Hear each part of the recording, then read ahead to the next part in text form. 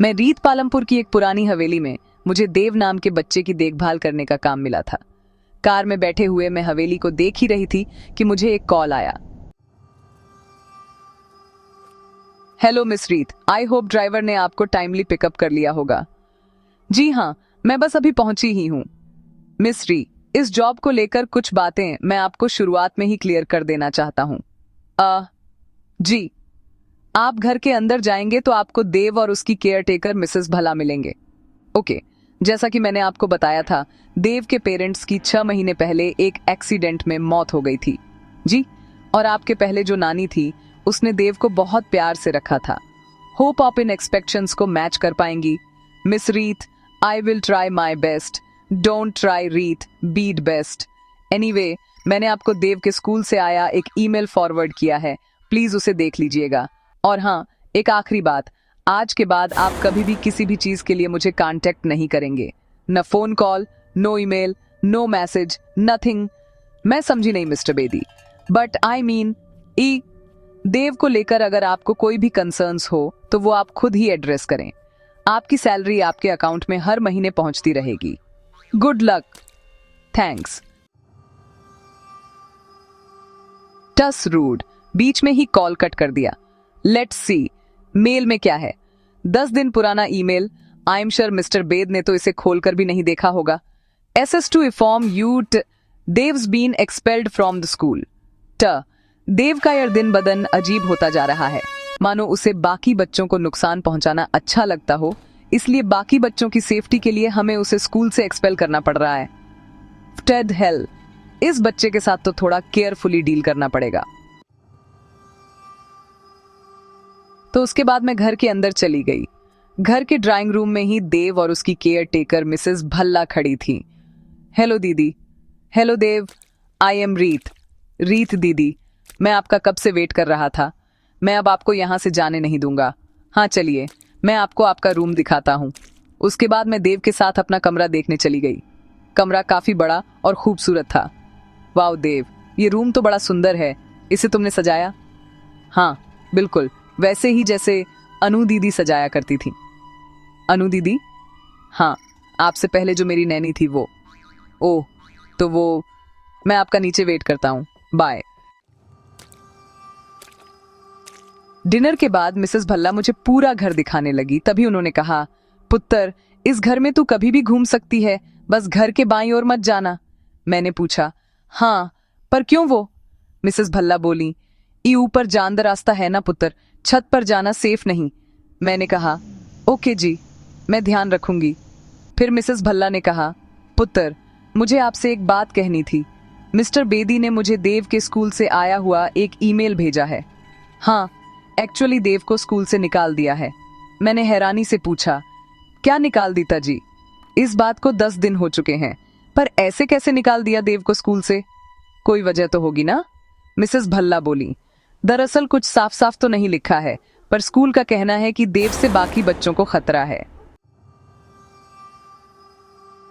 मैंने सोचा, केड़ा खतरा? इतना छोटा सा बच्चा खतरा हो सकता है क्या? मिसेस भल्ला बोली, हम वही, मैं भी सोच रही हूं। अरे क्या कितना होगा, किसी बच्चे ना थप्पड़ मारिया होवेगा बस, और किसी का गला तो नहीं दबा दिया ना भला। इतने छोटे बच्चे से किसी को क्या खतरा हो सकता है? मैं समझ रही हूं। मैंने सोचा, मिस्टर बेदी ना पता है, स्कूल का यह ईमेल उन्होंने ही मुझे फॉरवर्ड किया था, पर मैं उनसे ज्यादा कुछ पूछ नहीं पाई, और अब तो मैं उन्हें कॉल भी नहीं कर सकती। क्यों? उन्होंने मुझे उनको कांटेक्ट करने से मना किया है।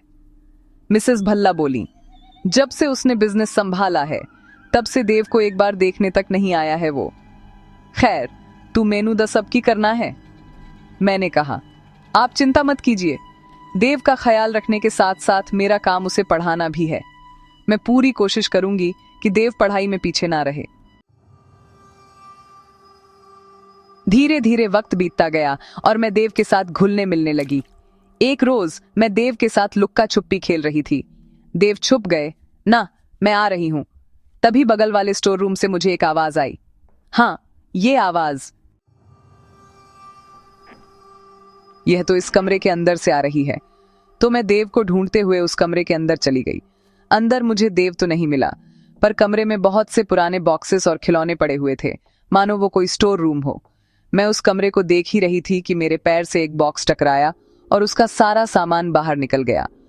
गौर से देखा तो उस बॉक्स में कपड़े थे, किसी लड़की के कपड़े। पर किसके?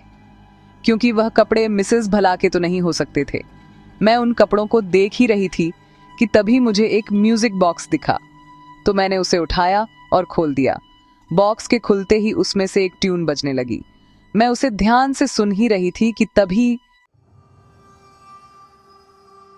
एक शाम भी कुछ ऐसा ही हुआ।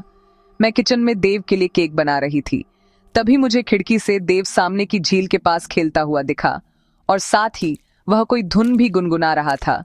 गौर से सुनने पर समझ आया कि यह वही धुन थी जो मैंने उस म्यूजिक बॉक्स में सुनी थी। तभी मुझे ऐसा लगा मानो झील के दूसरी ओर से भी कोई वही धुन गुनगुना रहा हो। आवाज किसी लड़की की थी। पहले तो मुझे वो मेरा वहम लगा, पर तभी मैंने देखा कि देव झील की दूसरी तरफ किसी को देखकर अपना हाथ हिला रहा था। गौर से देखा तो झील की दूसरी तरफ कोई 22 साल की लड़की खड़ी थी और वह भी देव की तरफ देखकर अपना हाथ हिला रही थी। पर फिर अचानक वो वहां से गायब हो गई, मानो वहां कोई था ही नहीं। देव ने तो मुझे कुछ भी नहीं बताया, पर मैं जानती थी कि वह मुझसे झूठ बोल रहा था, क्योंकि मैंने उस लड़की को अपनी आंखों से देखा भी था और उसे गुनगुनाते हुए भी सुना था। तो बस मैं वापस उसी स्टोर रूम में चली गई जहां मुझे वह म्यूजिक बॉक्स मिला था। मैंने उस म्यूजिक बॉक्स को दोबारा खोला तो उससे वही धुन बजने लगी जो देव गुनगुना रहा था। इससे यह तो साबित हो चुका था कि उस शाम मुझे कोई वहम नहीं हुआ था और देव सचमुच झूठ बोल रहा था। पर तभी मैंने देखा कि म्यूजिक बॉक्स के साइड में एक नॉब था। मैंने जैसे ही उस नॉब को घुमाया, म्यूजिक बॉक्स के अंदर एक लड़की की फोटो दिखाई दी। वह फोटो किसी और की नहीं बल्कि उसी लड़की की थी जिसे मैंने झील के उस तरफ देखा था। इन सब से मुझे काफी घबराहट सी होने लगी थी, तो मैं सीधे म्यूजिक बॉक्स लेकर मिसेस भल्ला के पास पहुंच गई। मिसेस भल्ला, क्यों या बेटा, आप इस लड़की को जानती हैं?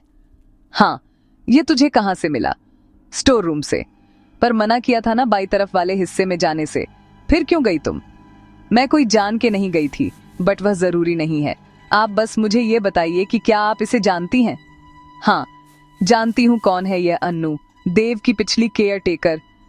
और हाँ, ये म्यूजिक बॉक्स भी उसी ने देव को दिया था। क्या अनु और देव अभी भी मिलते हैं? क्या मतलब, क्या वो अभी भी देव से मिलने आती है? नहीं, फिर शायद आपको पता ना हो, पर आज मैंने इसे झील के पास देखा है। क्या? हाँ, और देव और यह एक दूसरे को देखकर अपना हाथ भी हिला रहे थे। क्या बकवास कर रही है? अरे, मैं सच कह रही हूं, मैंने अपनी आंखों से देखा है। रीत, ऐसा हो ही नहीं सकता। पर मिसेस भल्ला, मैंने अपनी आंखों से देखा है। अब आप चाहो तो किसी घाट से पूछ लो, उसने तो। रीत, बस कर जा, मैं बोल रही हूं ना, ये नहीं हो सकता। अरे पर क्यों? क्योंकि जिस अन्नू की तू बात कर रही है उसको मरे हुए 2 महीने हो चुके हैं। भाट, हाँ, इसीलिए तूने जो देखा वो तेरा वहम होगा। पर मैं अब यह समझ चुकी थी कि इस हवेली में कुछ तो अजीब जरूर है, और जिस तरह से मुझसे चीजें छुपाई जा रही थीं, मैं यह भी समझ चुकी थी कि यह पूरा परिवार मुझसे कोई बहुत बड़ी बात छुपा रहा है।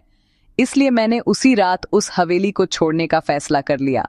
पर मैं जैसे ही सामान पैक करके अपने कमरे से निकलने लगी, मेरे कमरे का दरवाजा अचानक लॉक हो गया। मैंने दरवाजा खोलने की बहुत कोशिश की, पर वो नहीं खुला। तभी कमरे की लाइट्स एकदम से जलने बुझने लगीं। री दीदी, मैंने कहा था ना, मैं आपको कहीं नहीं जाने दूंगा। अब आप हमेशा यही रहेंगी, मेरे पास।